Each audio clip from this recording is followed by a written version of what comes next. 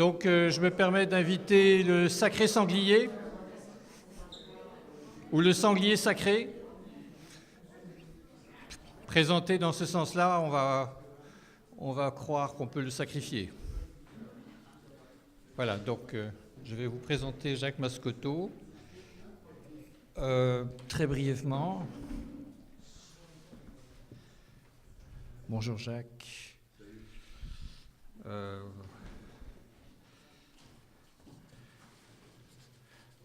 Donc je me suis absenté un petit instant, je suis allé à côté me prendre une rame de papier parce que je prends des notes. Et attendez-vous à prendre des notes, c'est Jacques qui va parler. Donc Jacques Mascotto est professeur au département de sociologie à l'Université du Québec à Montréal, spécialisé en... Moi je lis ce qu'il y a écrit là. Est professeur. Mais tu sais, il y a des postes comme ça, comme président des États-Unis, tu restes président. Hein, c'est donc... tu aurais pu être président, mais ne serait-ce que pour pouvoir garder le titre après avoir perdu des élections. Détenteur d'un doctorat en sciences politiques à l'UQAM en 1980, notamment l'auteur en collaboration avec Jean-Guy Lacroix d'un essai intitulé « Manifeste pour l'humanité ». Je peux vous signaler en passant que nous avons un prochain numéro, excusez-moi, de la revue Inter, justement sur la question des manifestes artistiques et l'importance des manifestes par les temps qui courent comme mode d'expression. Le co-auteur du livre « Le monde enchaîné, critique du capitalisme mondialisé », donc en l'an 2000, chez Nota Bene, ainsi que de plusieurs ouvrages sur la science politique et l'URSS. Il a aussi traduit les poésies du poète russe Alexandre Blok, accompagné de l'étude Alexandre Blok, poésie à la lettre volée en 1995. Voilà. Jacques. Merci beaucoup, merci d'être là.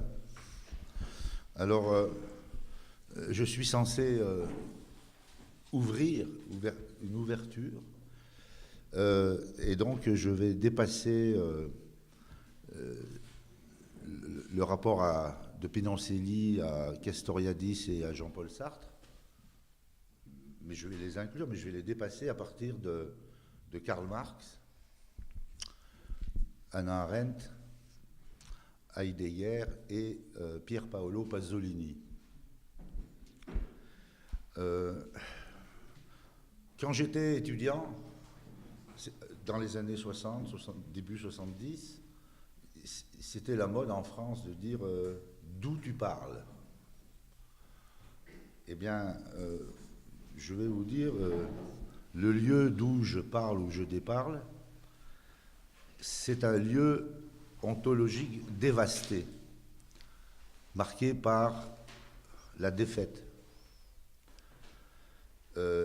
L'effondrement de l'URSS, ce n'est pas que l'effondrement de la version cauchemardesque du rêve communiste, c'est aussi la destruction de ce même rêve. La fin du cauchemar a entraîné la fin du rêve.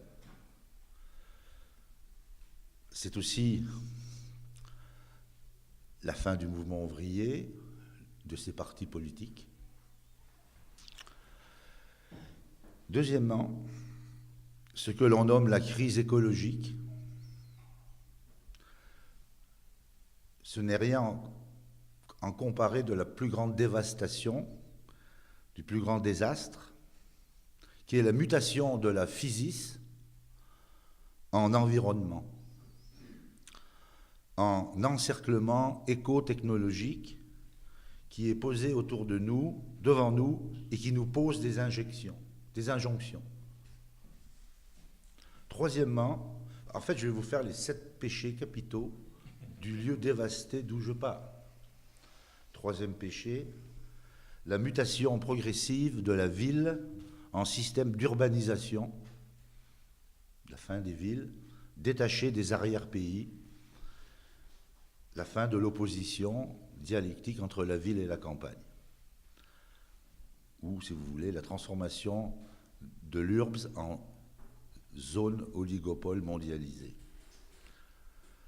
Quatrièmement, la mutation de l'action politique, en logique d'intervention. La transformation de l'a priori pratique de l'humain en a priori opératoire, interventionniste. Par exemple, la notion d'humanisme ou d'humanitarisme, contrairement à l'époque à l'humanisme, contient en elle, de façon préemptive et préventive, la volonté d'intervention pour détruire des pays, c'est-à-dire à ce moment-là que l'humanisme ou l'humanitarisme nouveau est ipso facto un militarisme. Cinquièmement, la dissolution de la loi dans l'état d'exception permanent. Il n'y a plus en ce sens de hors l'art loi possible. Le droit ne se réfère plus à une norme ou à un idéal de justice, mais il entérine, encadre un état de fait, de telle façon que toute liberté est une dérogation à une intervention, à une interdiction. Sixièmement, la mutation du possible en virtuel, qui implique la dictature urgentielle du présent, coupée du passé et de l'avenir. Enfin, septièmement, le couple solidaire individu-société face à l'État s'est dégradé en opposition individu-société, de telle façon que la société n'est plus la condition de la constitution de l'individu, elle est devenue l'ennemi de ce dernier. Alors, en conclusion de cette description en 7 points ou 7 péchés capitaux de plaie d'Égypte, je dirais ceci: le monde a été dissous dans le système, ce qui signifie, et ça va être la charnière de mon intervention, il n'y a plus d'extériorité. Il n'y a pas d'extériorité au système. C'est à peu près la définition du Gestell chez Heidegger, dans lequel système les organisations en réseau se répondent à elles-mêmes, renvoient à d'autres organisations en réseau. Autrement dit, l'éradication de l'extériorité signifie la mort de l'institution, qui renvoie toujours au décalage, et c'est le propre d'une institution, remplacée par les organisations, qui renvoie toujours à un décalage entre le fait et la norme. L'institution renvoie toujours à un autre qu'elle-même, qui en tant qu'autre lui donne son sens, et c'est à partir de cette donation de sens qu'elle le fait signifier, l'institution, et qu'elle est toujours recommencée. Alors, c'est ce qu'on appelle la praxis de l'institution et l'institution de la praxis. Le monde de la praxis et la praxis du monde s'est transformé en théâtre des opérations interventionnistes, et l'individu praxistique, l'acteur politique, s'est muté en intervenant permanent sur le réel et en même temps qu'intervenant en permanence sur lui-même. Et donc ce lieu dévasté que j'évoque n'a plus lieu d'être, et c'est dans ce sens que j'aborde la praxis pinoncélienne du monde, de la ville et de l'art en tant que praxis existentielle. Alors, supposons que j'ai régressé à l'état d'animal, toujours sur le point de parler, et qui ne peut crier, puisque le cri précède un écrit infiniment ajourné. Tout le sens de la praxis existentielle de Pinoncelli tient en se bégaiement, ex-re. Ex comme existence, extériorité, exhumation, extase, expérience. Re comme révolution, retournement de situation, retournement de bile pour certains, retour, renaissance, résurrection, reconnaissance.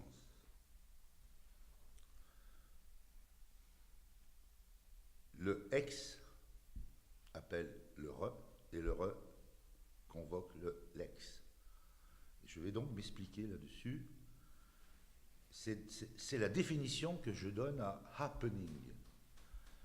J'ai lu dans le Timos Pinoncellien, 13 kg 200 grammes, condensé par Catherine et Michel. Monsieur Pinoncelli, comme ça, vous allez nous dire qu'est-ce que vous faites, qu'est-ce que vous entendez par performance. Je répugne à employer ce mot et je lui préfère happening. Fermez les guillemets. Alors, as shit happens, Pinoncelli happens. Donc, Pinoncelli ne performe pas, il apparaît, il s'expose à apparaître, à nous tomber dessus, il arrive, d'où arrive-t-il? Il advient comme un visiteur du soir, il rend visite, il surgit, il nous surprend, étrange visiteur, qui dérange et qui nous sort du rang des séries dans lesquelles nous sommes inclus, ou dans le sac à patates dans lequel nous sommes inclus aussi. Il apparaît, mais pour apparaître, il faut de la lumière. Mais pour qu'il y ait de la lumière, il faut qu'il y ait, que cette lumière jaillisse de la nuit. Parce que Pinoncelli n'est pas un adepte du carré blanc sur fond blanc, c'est-à-dire ce qu'il appelle la manie initiatique du monochrome. Et c'est en ce sens-là que ce soit cette dialectique entre le diurne et le nocturne, la nuit et le jour, qu'un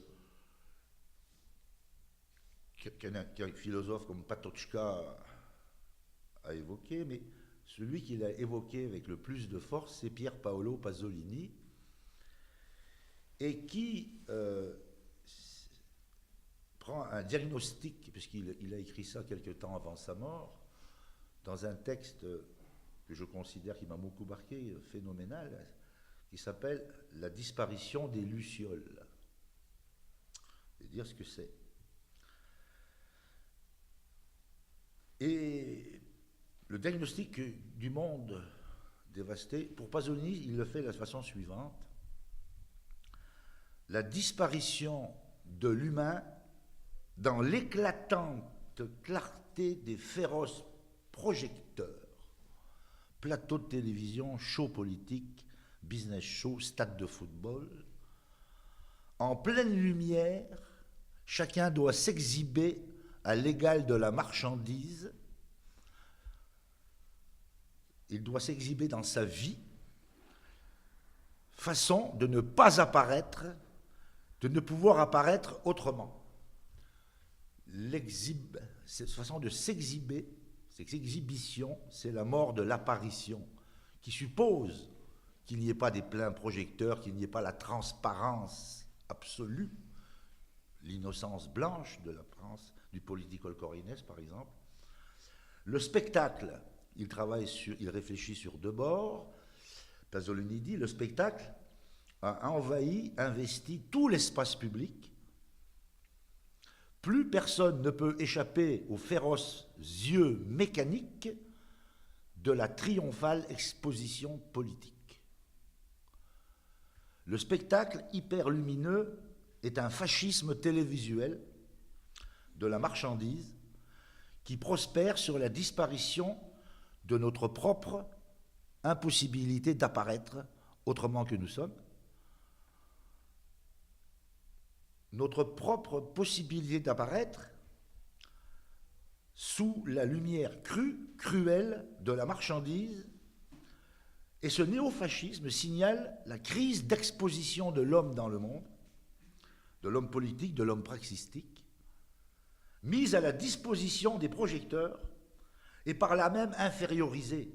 Les maîtres de la lumière vous la donnent et dessous vous êtes les inférieurs qui recevez cette lumière en permanence sous la seigneuriale supériorité des perfides conseillers qui reprend de Dante. Il n'y a plus d'extérieur, plus de marge, plus de bord, plus de chemin de traverse pour s'échapper. Pour échapper à quoi? À la consommation. Nous sommes sous les projecteurs de la transparence totale, le capital dont parlait Marx, devenu matrice qui absorbe sans fin ce qui prétend s'opposer à elle. Les projecteurs forcent à se prostituer, enjoignent à la prostitution. La culture, que ce soit la culture populaire ou bien la culture des avant-gardes, n'est plus ce qui nous défend de la barbarie.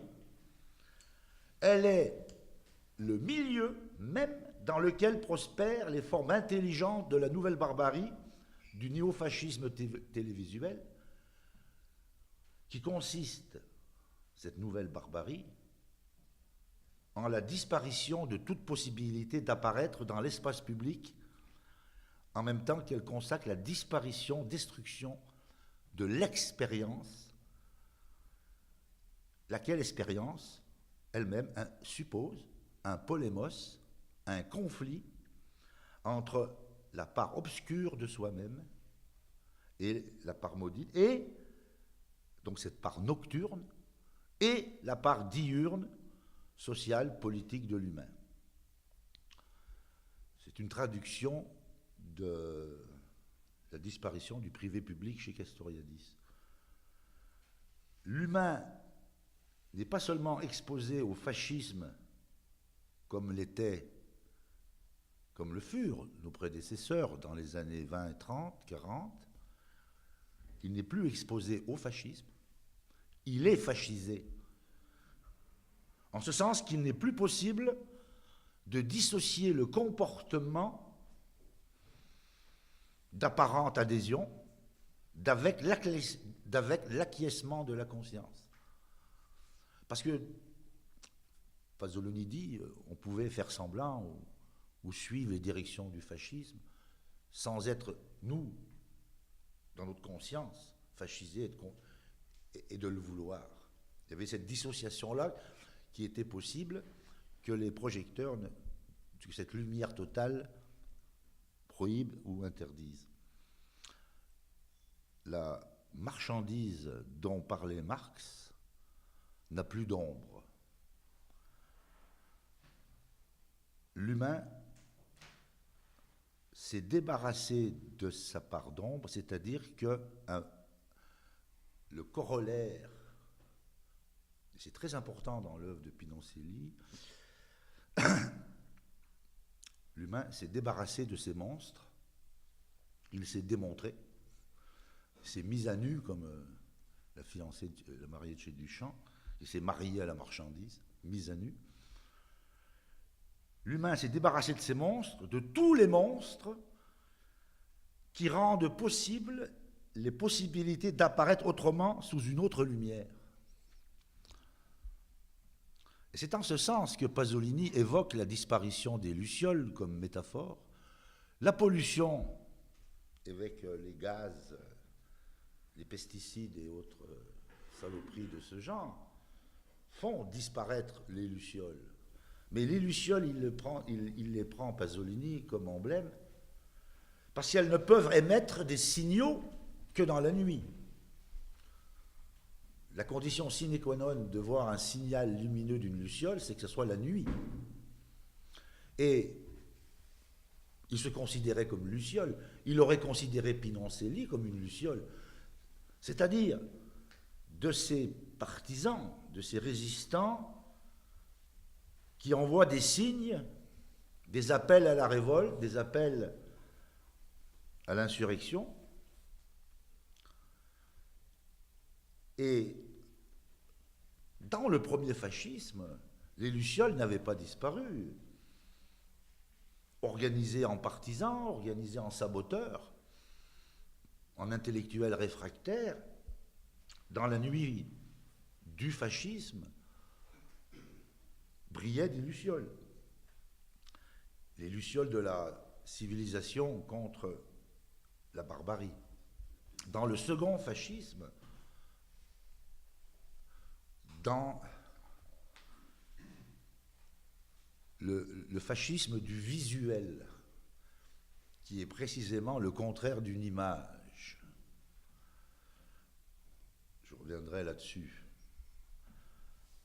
C'est le fascisme direct de la marchandise immédiate, sans médiation, le fascisme de plein jour. Les lucioles sont dans l'incapacité de se faire voir, d'émettre des signes, des appels, d'envoyer des messages. Sous les projecteurs permanents de la communication permanente, ininterrompue, la communication a tué le message. Et elle prend... Les messagers sont des non-humains. Ils sont bons pour l'hôpital psychiatrique. Il n'y a plus de messages que le système puisse recevoir. Le système est complètement clos. C'est ce qu'on appelle la société ouverte. Ouverte à tout, sauf à ce qui vient de l'extérieur. Elle est ouverte au propre gargouillement de ses intestins, au propre bruit de ses propres dégorgements, mais jamais de l'extérieur. C'est d'ailleurs ce qui, moi, je l'explique comme le levain, non du retour à la religion, puisque la religion, c'est toujours un message, une apparition, mais, si vous voulez, le terrorisme du religieux, qui est un substitut à l'ouverture pour recevoir, à la disposition de recevoir des messages.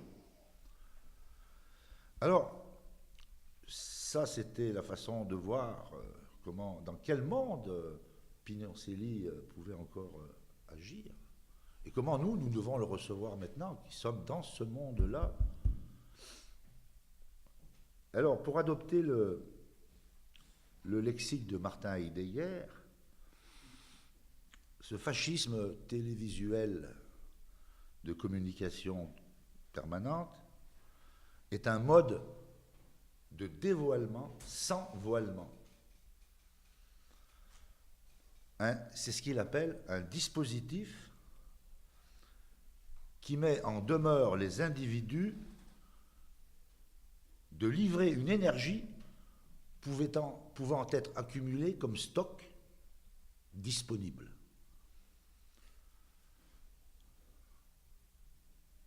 À l'intérieur de ce dispositif, l'œuvre d'art a été expropriée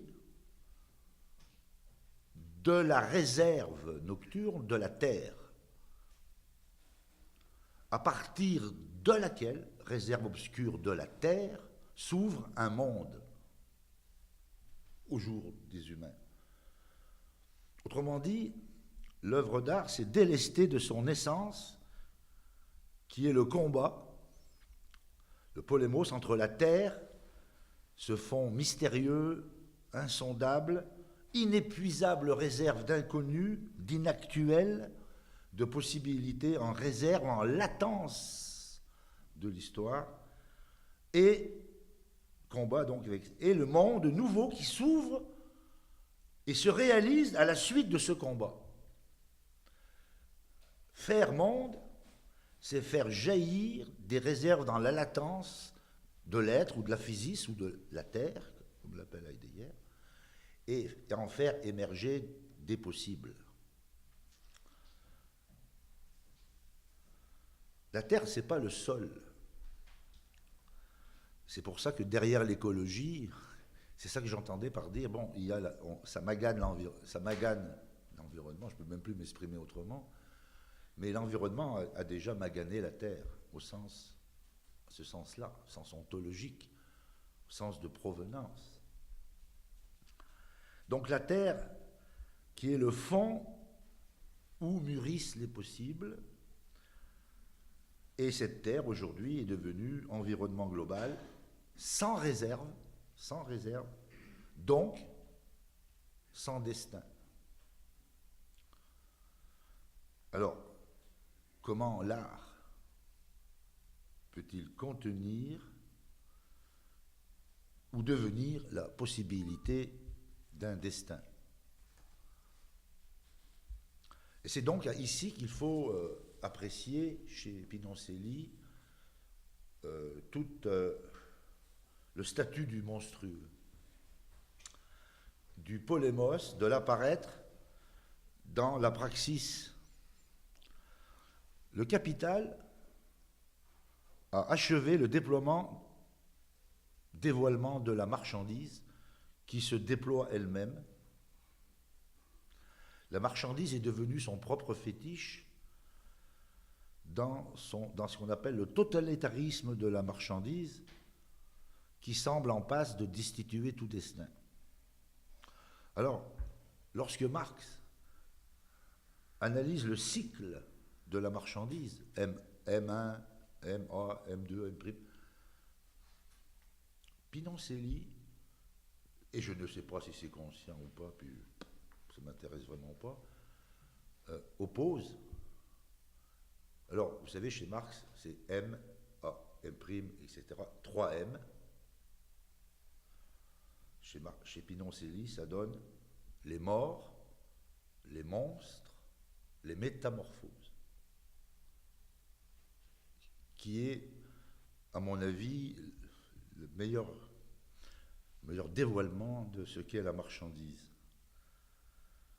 Alors, si Pasolini, artiste aussi, quand même, pouvait dire la brutalité ou la violence de l'artiste n'a d'égal que la finesse de sa perception d'une réalité encore plus brutale et plus violente, Pinoncelli, de son côté, injecte du monstrueux dans le démontré total, dans la transparence totale.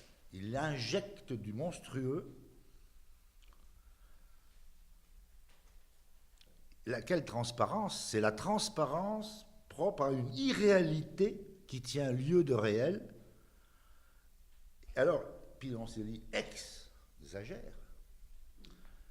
Il injecte de l'hétérogène sous la forme emblématique du monstrueux, qui est le plus hétérogène, pour dynamiter l'homogène homologué, parce que Dante appelait l'enfer, c'est-à-dire dirigé par les juges perfides. Ce sont les juges perfides aujourd'hui de l'éclairage. Et donc, Pinoncelli appelle au secours. Et j'ai bien apprécié ce que mon ami Guin disait, la puissance a besoin d'alliés. L'art a besoin d'alliés, comme la politique a besoin d'alliés, des alliés. Et il appelle au secours des alliés, et les monstres sont ses alliés, pour sauver le réel de l'entreprise systématique de déréalisation. Il appelle au secours les monstres pour nous restituer du réel. Il plaque de la matière, de la figuration, dans ses œuvres figuratives et plastiques, de la figuration surmatérialisée, compacte, tel un humus humain, à la face de l'abstraction généralisée, dématérialisée. Parce que là, il y a une des plus grandes tartes à la crème et une connerie mais une connerie. Nous sommes dans un monde de matérialistes. Nous sommes dans un monde de disparition de la matière. Nous sommes dans le monde de l'algorithme, l'algorithmicisation de l'économie, de l'algorithmisation et abstraction de tout objet, de toute production. La matière, il n'y a plus de matière en ce sens-là. Au contraire, c'est le triomphe du verbe sans faute, à l'orthographe parfaite. Et c'est en ce sens que l'existence chez Pinoncelli, c'est l'expérience du monstre qui induit l'expérience du réel, parce que expérience, vous savez l'étymologie du mot expérience, expérir, péron, le chemin en grec, ex, je sors du chemin pour mieux y revenir. Vous voyez, comme Erasme disait, la folie est un excellent point de vue sur la réalité. Sortir du chemin pour le regarder et y revenir. On verra ce que ça veut dire. J'ai pris au mot ce que veut dire total return. Parce que là, je parle de ex. Mais à un moment donné, vous verrez que le ex appelle inévitablement le return, le retour. Et alors, si on doit se rappeler des choses sur d'où nous venons, alors quand on dit citoyen, la police, la cité, alors, oui, logos, d'accord, la lutte politique. Mais enfin, il y a quand même quelque chose qui est fondamental, c'est que des jeunes Grecs de l'époque, 5e, 6e, 5e, avant Jésus, donc, quand il y avait un acte où la police les considérait comme citoyens, c'était pas parce qu'ils parlaient, comme je fais semblant de le dire tout à l'heure, c'était avant le langage. On prenait un jeune homme avec une jeune fille et on leur disait, voici un itinéraire qui vient du russe itinarotu, qui veut dire aller au serment. Et les jeunes devaient traverser pendant toute une nuit des forêts obscures, forêt fuora, en dehors, dans la selve obscure, disait Dante. Et il devait aller dans cette forêt, tourner autour de monuments dédiés aux forces obscures de la physis, et revenir le lendemain dans la ville après avoir connu la barbarie. La barbarie, en ce sens-là, comme pulsion vers la civilisation. Ce n'est pas la civilisation qui te donne à la civilisation, c'est la barbarie. C'est pour ça que le grand poète Machado, mort en 1936 à Collioure, tout de suite après avoir franchi les Pyrénées, bon, à Collioure, chaque fois que je suis en France, je me rends sur sa tombe, il disait « Il nous faudra lutter avec les moyens de la raison et de la barbarie contre les barbares. Retrouver en nous-mêmes cette part obscure de force, cette énergie mythique, comme disait le poète Ritsos, sur lequel je me suis rendu, sur la tombe duquel je me suis rendu. » Alors, l'expérience, c'est celle, il ne peut y avoir de pratique du réel que s'il y a cette sortie vers quelque chose. Et c'est en ce sens que chez Catherine Bernard en a parlé, le corps chez Pinoncelli, c'est le diaphragme de la démocratie. Pinoncelli injecte des morts, de la mort, pour donner à la vie plus de vie, du relief, un destin, afin que la vie ne soit pas que la vie biozoologique, mais sa propre augmentation, son propre exaucement en existence. Alors qu'est-ce que l'existence?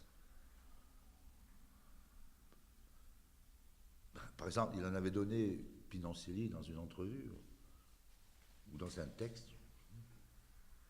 La lutte des classes aide à l'existence. Le combat entre le jour et la nuit, tout ça. La lutte, le polémos aide à l'existence. Eh bien, c'est la pratique ou la praxis, si vous voulez, de la vie dans son retournement contre elle, contre elle-même. C'est son retour augmenté, élevé. Autrement dit, il n'y a d'existence que lorsque dans le combat, que ce soit le combat ontologique entre le monstre et la lumière, les morts et la vie, que lorsqu'il y a renaissance, résurrection, et c'est-à-dire métamorphose. Parce que les métamorphoses ont besoin d'alliés, ont besoin d'appels, des lucioles, dans la nuit du monde. Les métamorphoses ont besoin de glucose, de différentes formes et expressions de la différence, avec un D majuscule, de l'écart, de la brèche que forme l'inactuel, l'inconnu, de ce qui constitue la pulsion d'apparaître au sein de l'ordre des choses. C'est en ce sens que Leonard Cohen a écrit une chose de très costaude. There is a crack in everything. That's where the light gets in. C'est-à-dire que si c'est dans la nuit, dans les mobiles nocturnes, le retournement sur soi, c'est aussi une brèche, et c'est là que la lumière passe. Si la lumière naît de la nuit, dans le domaine de la praxis, il faut que cette nuit, elle arrive. Il faut que cette lumière n'arrive pas toute seule. C'est quand même pas du physiologique là, à ce niveau-là. La lumière ne peut passer que si, comme disait Kafka, tu brises un coup de hache dans la glace de la vie, et là, tu brises un coup de hache, une brèche, tu romps avec la conformité du temps présent, tu romps avec l'actuel, et la lumière passe. Donc, le monstre constitue ce qu'il y a de plus différentiel d'avec le réel actuel. Il est la matrice du combat des formes pour s'extraire de la terre et donner formation au monde. Tandis que la marchandise, elle, a son propre code, le script de son clonage, la réduplication du même à partir du même. La marchandise, ce que Marx n'avait pas vu assez, il ne parlait que du fétichisme, mais c'est pire. La marchandise, elle est devenue l'index de l'anéantissement de toute extériorité à la marchandise. Elle est la différence néantisée. Elle est la différence de tout extérieur à elle-même. Donc, chez Pinoncelli, dans ce happening, dans cette forme d'apparaître, je vois ça comme une praxis existentielle, c'est-à-dire comme pratique du réel et art de la société. Eh bien voilà, je ne pense pas que le politique puisse au moment où nous vivons, dans l'état actuel du fascisme de la marchandise, je pense qu'il a besoin d'alliés. Je veux dire, je pense que, parce que même ce qui était le sens commun, à partir duquel nous pouvons avoir un jugement politique sur le sens commun, même ça, c'est disparaît. C'est codé, c'est scripté, c'est crypté. Eh bien, il me semble que la politique a besoin d'un allié qui est l'art de la société. Il nous faut réinjecter de la société. Et je dirais que Pinoncelli, en tant que politique, pas une politique classique, il se situe dans l'art de la société. Alors, je ne sais pas, moi j'ai un vieux dictionnaire, j'aime bien les vieux dictionnaires, ceux qu'on trouve chez les bouquinistes, là, qui datent du 19e siècle. Alors j'ai un Quillet en 3 volumes, puis j'ai regardé Société. Là, il y a 2 pages. Oh putain, c'était du temps où il y avait de la société, ça. Allez voir Société, 2 pages, alors 1, 2, 3 colonnes, ça fait beaucoup. Et alors je lis des choses que, bon, je vais passer, mais à un moment donné, c'est marqué « Voir vie publique ». Je regarde en dessous, « Vie publique ». Exemple de vie publique. Bagarre, révolte, barricade, incendie de monuments, combat de boxe. Et dans le temps, ils avaient une idée de ce que c'était que la vie publique. Allez-y, qui est? Ouais, le dictionnaire qui est. Donc, mais écoutez, monsieur, j'ai combien de temps encore? Pas de problème. Il reste un bon quart d'heure. Oh putain, je vais donc faire des... Attends, je vais vite faire en 30 secondes. Ah non, il reste un bon quart d'heure. Ouais, mais justement, ouais, mais toi tu crois ce que... Donc, ouais, c'est con. Alors, attendez. Donc cet art de la société, c'est un art qui n'a rien à voir avec le vivre ensemble. Sac à patates, démerdez-vous dans le sac. On va faire des régulations pour empêcher de vous tuer, de vous en... Ben, quoique,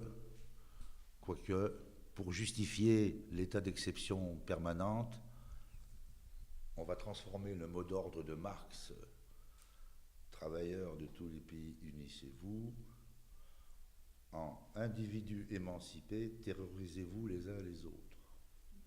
Je pense que c'est ça le manifeste du capitalisme. Oui. D'ailleurs, j'ai une idée. Hein. Vous savez quand Marx, en 1947, sort son manifeste, il ne dit pas le communisme menace vos vies de petits bourgeois, de bourgeois là. Un spectre hante le monde. Et d'ailleurs, tous les textes de Marx auxquels se réfère, c'est des textes de jeunesse. C'est du temps où Marx disait, putain, les communistes, je le hais, ils me font peur, c'est des grosses bêtes. Marx, il avait peur des communistes quand il avait 18-19 ans à l'université. Mais il disait toujours, il se référait donc toujours, quand même, ces communistes, ils semblent avoir 1843, il écrit à Engels, il me semble que ces gens-là poursuivent le rêve d'une chose et qui est la chose de l'humanité. C'est pour ça que le dernier livre de Pasolini s'appelle Il sogno di una cosa, le rêve d'une chose. Et alors, c'est cet art, je pense qu'il faut de l'art pour aller pogner ce rêve, et pas que du logos politique. La politique a besoin d'alliés, comme disait Yanis Ritsos, qui lui, vivant et passant du temps sous la dictature des colonels en Grèce, se référait à Ulysse, il se référait à l'arc de Philoctète, se référait à Ajax, pour pouvoir motiver les Grecs à quelque chose qui vient du passé, qui nous vient. Et un type que j'aime beaucoup, Michel Clouscar, tu connais peut-être, il dit Engels, Marx, Lénine. Non, non. Si le mouvement ouvrier aujourd'hui a un avenir, cela ne peut être qu'avec des grandes figures de l'humanité, Gilgamesh, Ulysse, Hercule, et les réintroduire, quel sens ça peut avoir dans la lutte politique. Cela me fait penser à un grand poète, ouais, celui que je préfère finalement avec René Char, Fernando Pessoa, lequel Pessoa, qui n'était connu qu'après sa mort, vraiment, puisque ses ouvrages ont été publiés après sa mort, qui mettait tous ses manuscrits dans une valise. Et on retrouve dans une valise un manuscrit où il est écrit.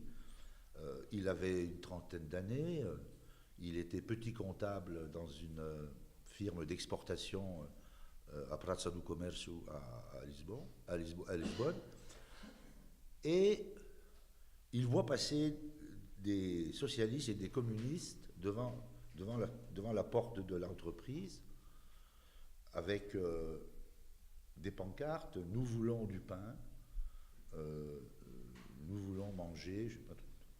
Et il dit, j'ai bien réfléchi à ces gens, malheureusement, je pressens qu'ils n'iront pas bien loin, parce qu'ils n'ont pas d'imagination qui sort de l'état de fait de l'actuel. Il dit, ils ne font référence qu'à une situation d'état de fait, et non à des alliés mythiques qui vont justifier la cause. Ben, c'est un peu ça que je me dis, dans ce sens que il y a une praxis donc qui est de l'existence, qui est en même temps un art de la société, en même temps qu'un logos sur l'agora, c'est la pratique de l'anti-épuisement, une pratique qui doit supposer la sauvegarde de ce qui n'est pas encore exprimé, du pas encore institué. Donc, une praxis que j'appelle de la solidarité, que j'appellerais la solidarité praxistique. En ce sens que, c'est solidarité, ça fait, c'est pas ça en fait, ça fait appel à la compassion, à l'empathie. Oui, vous faites grève, mais on ne peut être solidaire que par rapport à une cause, c'est-à-dire avec l'inconnu, l'inquiétante étrangeté, la mystérieuse apparition. C'est la solidarité, elle ne peut naître que de l'extérieur qui arrive et qu'on ne connaît pas encore. Et c'est précisément ce rapport à la nuit qui ébranle à l'intérieur les individus. Il ne peut pas avoir de solidarité si tu n'es pas ébranlé. Il ne peut pas avoir une solidarité à ras les pâquerettes comme ça. C'est-à-dire une solidarité issue de la reconnaissance. Et non pas de la connaissance. De la reconnaissance. Je reconnais quelque chose. Et c'est ce re qui rassemble. Vous voyez, c'est ce re qui rassemble. Et donc, dans toute advenue, toute apparition de quelque chose qui vient de l'extérieur, il y a comme un appel au recommencement. Hey, homme solidaire, grouille-toi le cul, toi, homme disjoint se grouille le cul. C'est pas non pas homme de joint, grouille-toi le cul. Tu es coupé en deux par la brèche parce qu'il t'ébranle, et là tu te grouilles le cul. Autrement dit, dans l'apparête, l'apparête vient d'une réserve de commencement, des latences. C'est-à-dire, à partir de là, l'identité se pose comme multiplicité de soi-même. Alors, il y a un truc qui est très marrant dans cette histoire, c'est que on peut faire référence aux plusieurs personnes, et je terminerai d'ailleurs sur le mot personne dont on a parlé tout à l'heure, personnage. C'est que renaître à soi-même, réinventé.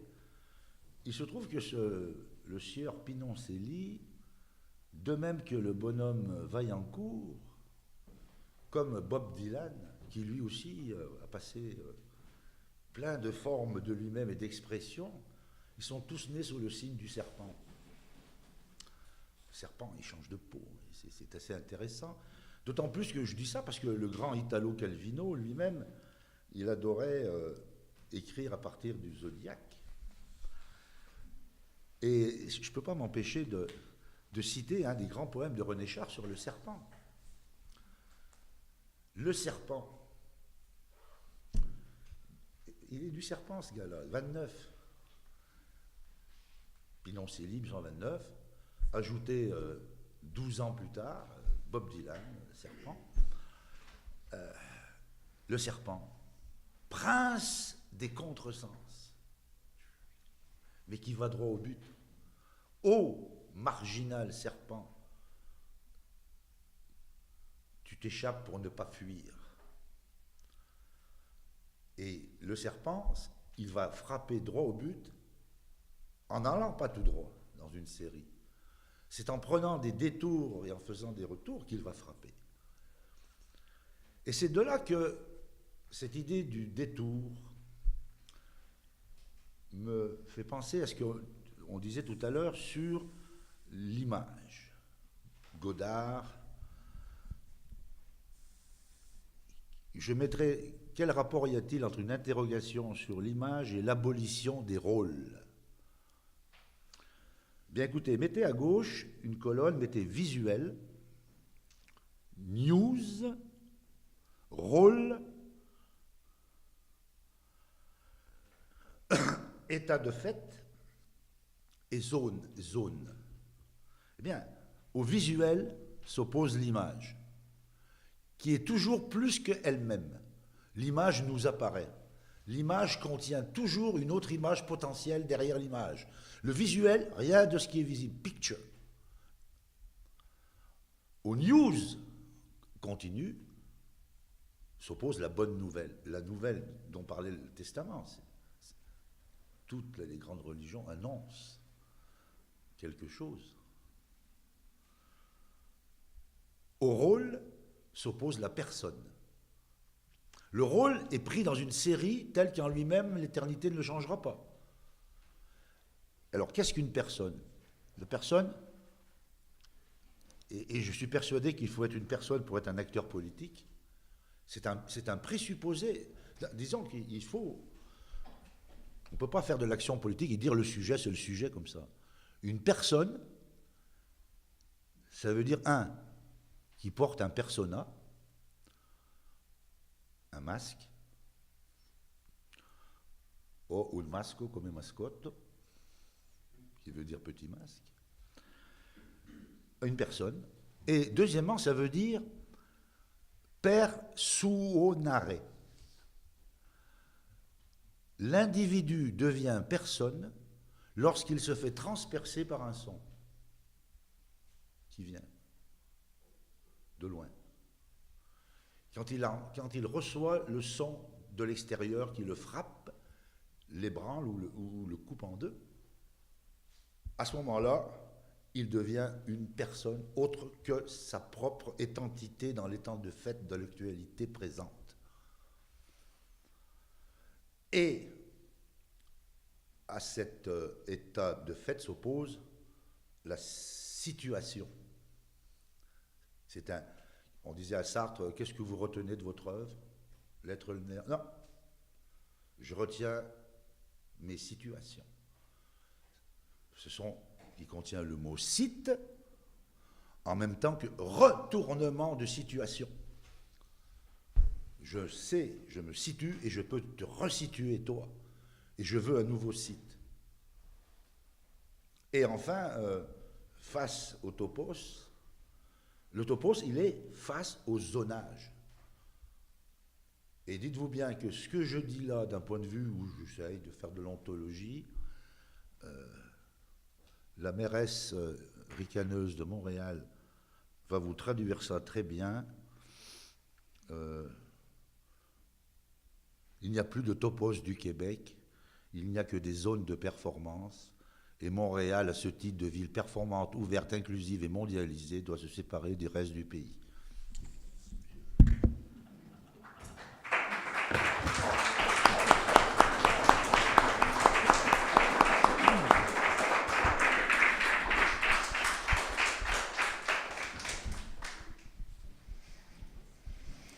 Bien, je commence à manquer de papier, c'est parfait. Donc, merci beaucoup Jacques. Et donc, je passe le micro dans la salle.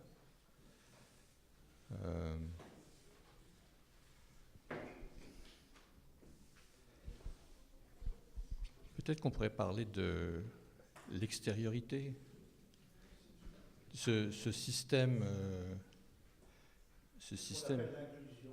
Oui. Ce système capitaliste décrié par Pasolini, donc cette vaste transparence, cette étendue illimitée du spectacle qui interdit toute extériorité, elle est tout à la fois, je reprends le texte de Pasolini, là, la disparition des Lucioles, elle est tout à la fois une absence de visibilité du pouvoir. Le pouvoir, donc, est très puissant par la force de la lumière, et tout à la fois, il ne se laisse pas voir dans la lumière. Et ce qui est intéressant, donc, dans ce contre-pouvoir, j'essaie d'arriver à une question ici, je pense peut-être, ce qui est intéressant dans ce contre-pouvoir qu'installe à ce moment-là le happening et l'action artistique, c'est une possibilité de rendre le pouvoir visible, de lui donner une certaine visibilité. Tu vois, sur ce que tu dis là, ça a été tout de suite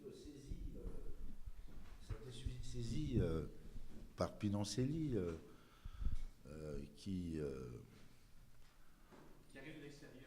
est sur la place du Peuple à Saint-Étienne, qui a enjambé le piano de famille des Pinoncelli avec un Y pour se constituer un violoncelle Pinoncelli. Il s'est dit, je décrasse ma race sur la trace des Taouamaras. Bon, c'est moi qui dis ça, mais c'est ça que ça veut dire. Il part précisément Taoumaras. Et il dit, je suis allé chercher des forces et une démence qui est ce qui me permet d'être dans la cohésion de l'humain, une démence cohésive. Ce n'est pas le consensus qui crée la solidarité de cohésion, c'est la démence. C'est-à-dire, c'est en mettant en branle la terre, les dieux, etc., que je vais chercher cette cohésion avec l'humain.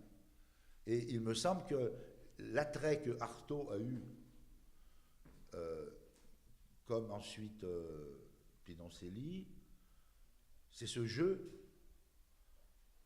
qu'on peut appeler parfois polémos cruel, entre le fond du volcan et le puits de lumière. Et parce que précisément, c'est l'ontologie du pouvoir, c'est casser la dialectique entre le visible et l'invisible. Et c'est précisément rendre invisible le visible par excès de visible. Et ça nous donne à nous, en croyant que c'est une exigence démocratique, la transparence. Allez, déballe, raconte ta vie, là, tes boyaux sur la table. Ben, ces êtres-là ne peuvent pas être des êtres politiques. Je suis d'accord, puisque la grande opposition grecque, le polémos, si on revient à l'Antigone de Sophocle, effectivement étant entre le privé et l'État, chacun ayant sa loi. La problématique évoquée d'ailleurs par Michel, à savoir la possibilité qu'il y ait un espace intermédiaire, qui serait donc le public privé, Je crois que la difficulté de cette hypothèse-là, c'est d'envisager est-ce qu'il y a effectivement encore de l'agora qui ne soit pas du spectacle. Et à ce moment-là, ça nous renvoie à la réflexion sur ce qu'est le privé. Est-ce qu'il y a encore du privé? Sinon, par exemple, je prends ici une réflexion de Foucault qui disait que le privé, au fond, était complètement avalé par le capitalisme qui l'a sexualisé. Donc maintenant, on pense que le privé, c'est la sexualité. Si vous n'avez pas de sexualité, vous n'avez pas de privé. Vous n'êtes que des personnages publics. Or, cette extériorité, elle est là, justement. Donc, c'est ce qu'a revendiqué Antigone, je peux me donner un mode d'existence, un mode d'apparaître, qui n'est pas nécessairement au-devant de l'État, de Créon. C'est une bonne questionnement, un excellent questionnement donc, de Georges. Est-ce qu'on peut faire de l'art sans être dans l'affrontement avec les forces de l'ordre? Mais si je suis dans l'affrontement avec l'État, est-ce que je ne peux faire autrement? Est-ce que je peux imposer ma loi, c'est-à-dire ma logique, ou est-ce que je dois nécessairement redoubler la violence de l'État? Et c'est là que je pose la question, à ce moment-là, je te la pose à toi, Jacques, est-ce qu'il est vraiment nécessaire qu'il y ait total return lorsque j'affronte la loi? Est-ce que je dois être aussi totalitaire qu'elle ne l'est? Tu veux une réponse? Oui. Maintenant, je vais... C'est intéressant de voir que tout commence par des oppositions. Alors, Créon, la première chose qu'Antigone dit, ce n'est pas Zeus, Créon, qui a commandé tes décrets. Donc là, il y a un écart entre le fond de justice, qui est une espèce de violence tonique, puis la violence de la cité. Et moi, je me réclame d'une autre violence. Déjà là, toi, dès le départ. Et ce qui me permet de bondir sur Oedipe, parce que ce Oedipe, quand on lui dit quelle est cette créature qui marche à 3 pattes, à 2 pattes et à 4 pattes, vous avez vu là que ce n'est pas dans l'ordre chronologique, et là il n'a rien vu Oedipe, hein, il n'a pas vu ça, parce que normalement si on répond, bon, vous savez que Oedipe répond c'est l'homme. En fait, si on veut jouer à l'aplatissement d'une définition, l'homme il commence par 4 pattes, il va 2 pattes, 3 pattes. La canne étant la 3e. Qu'est-ce qui s'est passé quand la sphinge lui dit 3 pattes, 2 pattes, 4 pattes, qu'est-ce qui s'est passé? 4 pattes, c'est l'enfant qui marche à 4 pattes. Lui, et pourquoi elle l'a mis à la fin? Comment il a terminé, Oedipe? Dans la révélation de soi-même qu'il est le fils de sa mère, qui est sa femme. Il redevient l'enfant qui ne savait pas qui il était par rapport à celle qu'il va épouser. Il tombe dans le scandalone. Parce que ça me permet de dire que Pasolini dit la provocation, ça a passé, c'est plus dans le moment d'épater le bourgeois. Mais aujourd'hui, c'est qui l'individu fascisé? C'est celui qui refuse d'être scandalisé. C'est celui qui refuse d'être ébranlé. Vous avez une intervention ici?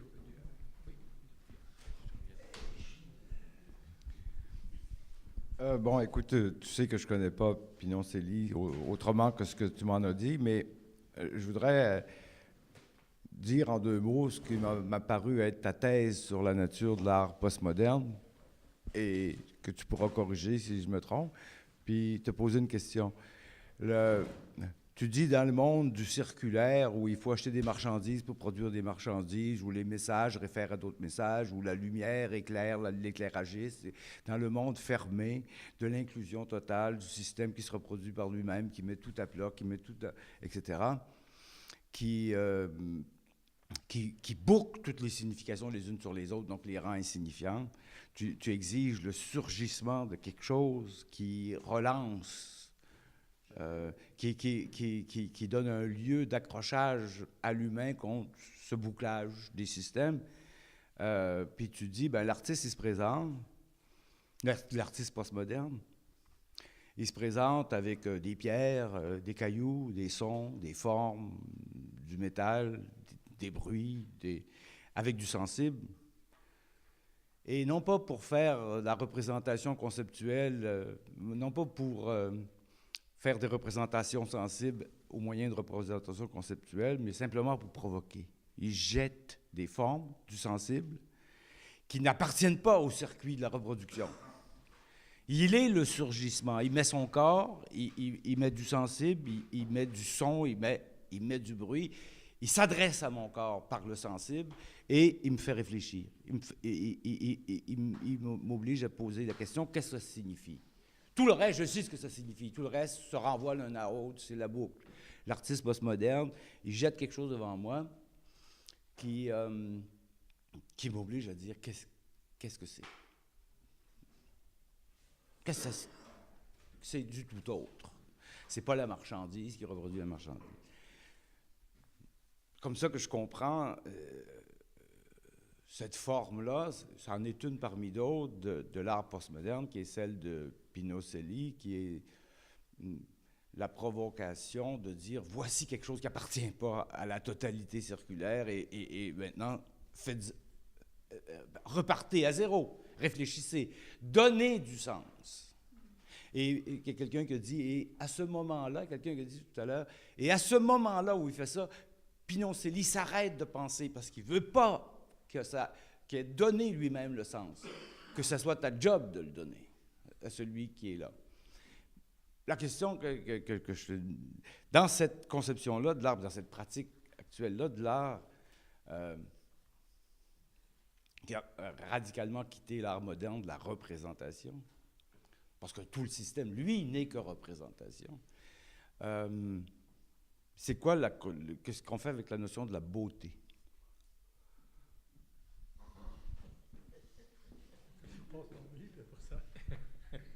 Je reviens après Armand. On va laisser Jacques répondre. La beauté,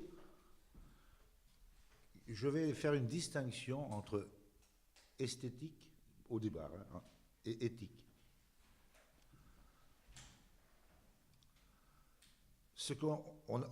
D'abord, au niveau étymologique, aesthesis, c'est la connaissance par les sens. Aesthesis. Et éthique, c'est l'éthos, le savoir séjourner dans le séjour, sur le site, sur le topos. Tout topos appelle un éthos, et il n'y a pas d'éthos sans topos, puisque l'éthos doit s'inscrire dans le lieu pour savoir l'habiter. Par la suite, à partir du XVIIe siècle, XVIIIe siècle, notre éthique est devenue à peu près la même chose que l'esthétique, en ce sens qu'elle participe du découpage et du cadastrage, en disant ça fait partie de la beauté, ça fait partie de l'usuel, du quotidien, et ce ne l'est pas. Or, quand je dis total return, c'est abolir cette séparation de l'éthique, et que de la beauté est ce qui est une démence, une solidarité d'une forme qui fait venir un monde et du sens, par l'ébranlement des sens. Je ne le vois comme ça. C'est-à-dire qu'elle est anti-esthétique, au sens où, à ce moment-là, l'esthétique devient, comme l'éthique, une façon de découper les comportements. C'est d'ailleurs la raison pour laquelle le vieux Quillet contient un mot extraordinaire que les francophones, les utilisateurs de la langue française utilisaient au XIXe siècle, c'est qu'aujourd'hui, nous ne pouvons plus reprocher aux gens de mauvaises mœurs. Non, c'est fini les mauvaises mœurs. Ils n'ont pas de permis de conduite, de comportement. Et l'ancien Quillet disait une façon de se montrer en vie publique, c'est par ses déportements. Le déportement est ce qui se détourne des conventions. Tu peux avoir des mœurs à toi, mais tu te déportes de celles qui sont considérées par l'État comme devant être celles-là. Et Pinoncelli, il va jouer le déportement contre la déportation. Parce que toute mise en série t'amène à la fosse commune. Un par un, en fait non, les uns après les autres. Et lorsque Pinoncelli, il fait un déportement extraordinaire, il va déterrer dans ses tableaux une fosse commune pour individualiser les gens dans leur cercueil lorsqu'il les exhume. C'est la raison pour laquelle je dis Pinoncelli, il creuse, il déterre les morts enterrés dans la fosse commune, et il leur redonne un nom un par un individuellement lorsqu'il les réenterre dans leur cercueil individuel. Il les individualise en retournant à la mort. Il est donc ce qui est du point de vue artistique l'accomplissement de Marx, bien creusé, vieille taupe. Pinoncelli creuse, je dis que son art est un taupisme, T-A-U-P, et que le taupisme pinoncellien est un exhumanisme. Je voudrais rajouter quelque chose Juste rajouter, si vous me permettez aussi de dire un mot par rapport à la question que vous avez posée. Lorsque l'on parle du beau, on risque de croire que nous avons affaire à des absolus, comme si on parlait définitivement de justice ou du bon. Et donc, alors qu'il y a peut-être des esthétiques. Lorsque Pinoncelli, dans sa performance Diogène, est couvert de talc comme un danseur buto, il renvoie effectivement à un ailleurs. Si je parle du buto, on connaît l'exotisme pour nous, en tout cas occidentaux, que par rapport à le buto. Et il nous fait réfléchir sur la beauté comme ce qui révèle une structure ontologique dans les choses. Donc notre beauté occidentale est une beauté ouranienne, verticalisante, c'est-à-dire dépôt de valeur dans les choses, qui fait que dans chaque chose soit révélé, par exemple dans chaque partie, soit révélé le tout. Alors que si on parle du buto, on parle au contraire d'une autre structure ontologique, du surgissement, des marécages, des fluides corporels, etc. Donc on a un autre sentiment de la beauté complètement qui s'exprime dans l'intervention de Pinoncelli à ce moment-là, qui nous fait parler à ce moment-là, autant on parlait de topos, d'un hétérotopos, c'est-à-dire quelque chose qui vient de l'ailleurs. Armand ? Je ne référais pas à la beauté, etc. Je veux bien croire, juste oui. savoir Est-ce qu'il y a encore un espace pour parler de beauté ? Est-ce qu'ils en parlent, ceux qui sont dans cette... Si je peux me permettre juste un commentaire, Oui, vas-y. mentionné la disparition du privé, la sexualisation du privé chez Foucault. Foucault signale que le privé disparaît à partir du moment où il y a un discours de sexualité qui vient s'en emparer en termes de performance, d'attrayance, etc. Et je trouve ça symptomatique, d'ailleurs ça a été évoqué très rapidement tout à l'heure. Lorsqu'on a regardé les commentaires, on a pensé les commentaires qui entouraient donc la performance Diogène, les gens disaient il a un petit piqué. Il a un petit pénis, donc il y a tout de suite, du fait de sa nudité, du fait du caractère privé dans lequel il s'exhibait, comme quoi je suis dans le total privé, puisque je ne possède rien d'autre au monde qu'un tonneau, et donc il y a ma nudité dans ce tonneau. Tout de suite, le commentaire est allé se coller sur, effectivement, cet aspect de la chose. Je dois dire que moi, je me suis toujours vu comme un travailleur culturel, proche de la nature, proche des gens et proche aussi de mon travail aussi. Et la différence que je peux voir, je me demande, je suis ici pour faire presque un contrepoids à Pierre actuellement. Là. Je me dis que qui est informé sur moi actuellement, qui peut parler de moi, de mon travail que j'ai fait depuis 70 ans, disons-le. Alors, c'est difficile de faire la comparaison. Moi, j'ai fait mes premières performances, j'ai fait à la ferme. Étant donné qu'on était les derniers d'une famille de 17 enfants, c'était le 16e. Donc, et une fois, un animal meurt dans l'étable. On prend un cheval, on le soutire, et moi, c'est une vache, là. Je prends un couteau, je coupe un des trions de la vache, et je me le place dans ma braguette. J'ai à peu près 12 ans, 13 ans. Et là, j'ai une chemise par-dessus, et je rentre à la maison, je prends un couteau, je prends le bout qui est pincé je me coupe la graine. Là, ils ont failli mourir, là. Alors, les performances avec comment est-ce qu'on a le goût de jouer avec le réel, puis le fictif, puis le super naturel. Là, j'ai fonctionné comme ça toute ma vie, moi. Et je pense que la différence que je peux voir avec Pierre, c'est que moi, j'ai jamais voulu provoquer nécessairement, mais j'ai toujours fait sans demander la permission. Pierre était ici, là, puis là, les jeunes femmes qui étaient ici m'ont dit, ben là, je me dis, Pierre, il m'avait offert un mur. C'est en arrière ici. Ah, ben attends que le patron arrive ici, j'ai pas question. J'ai pris ma scie, là, puis j'ai commencé à couper la tôle, puis tout l'affaire, j'ai fait ma chose. Mais je pense que j'avais demandé, si j'avais eu la permission, je pense que je l'aurais pas faite.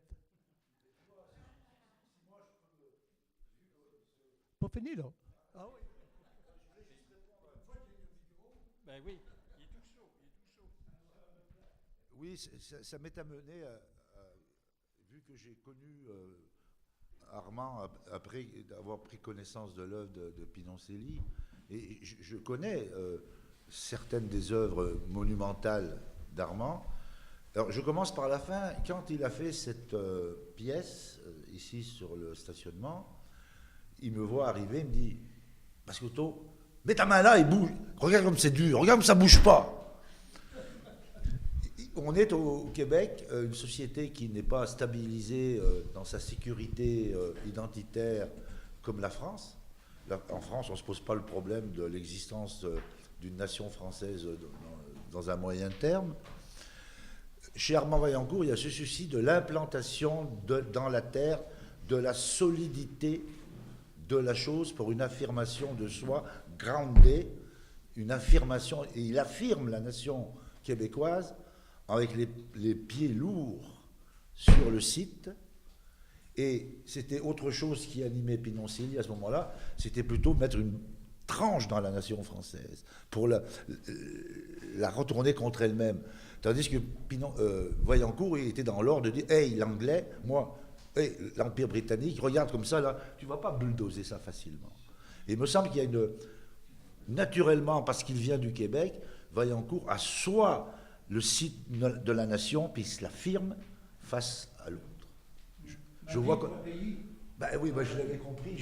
Écoute, j'étais chez toi, tu me dis, ouais, je t'amènerai voir, tu vas m'amener d'ailleurs à Longueuil voir la statue, le monument à Force ouvrière, la Force ouvrière. Et tu vois, les tonnes que j'ai mis là, et puis là, regarde, et bon, ça veut tout dire.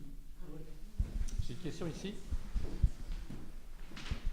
Ben, j'ai essayé de poser ma question à quelqu'un d'autre, mais on m'a dit « Ah non, va poser ta question. » C'était juste au niveau de carré blanc sur fond blanc qui a été mentionné. Dans l'espace, elle avait été installée, si ma mémoire est bonne, dans un coin supérieur à un endroit où il y avait un signe religieux. Donc, on a vu l'espace des bras en croix, etc. Donc, je n'arrivais pas à me situer si c'est possible de le faire. Alors, lorsque il y a eu des questions à Pinoncelli sur, en fait, ce qu'on appelle le monochrome, il a dit, ces gens-là, ils ont digéré toute l'histoire de l'art pour nous chier une absence d'art, une annulation totale. Et j'avais écrit un texte, il dit ça, ce ne peut être que de la part de gens qui se croient initiés. Et les initiés, il dit d'ailleurs c'est la mystique de l'initiation qui anime ces gens qui se regroupent derrière le monochrome, qu'ils soient gris, rose ou blanc. Et il dit... c'est le néant est précisément, en fait, qu'est-ce que alors je reviens ce qui me permet de revenir à Hazlitt, un grand écrivain du 19e siècle d'Angleterre. En fait, finalement, la classe, elle va opprimer d'autant plus qu'elle fait le vide et qu'elle sait qu'elle est néant.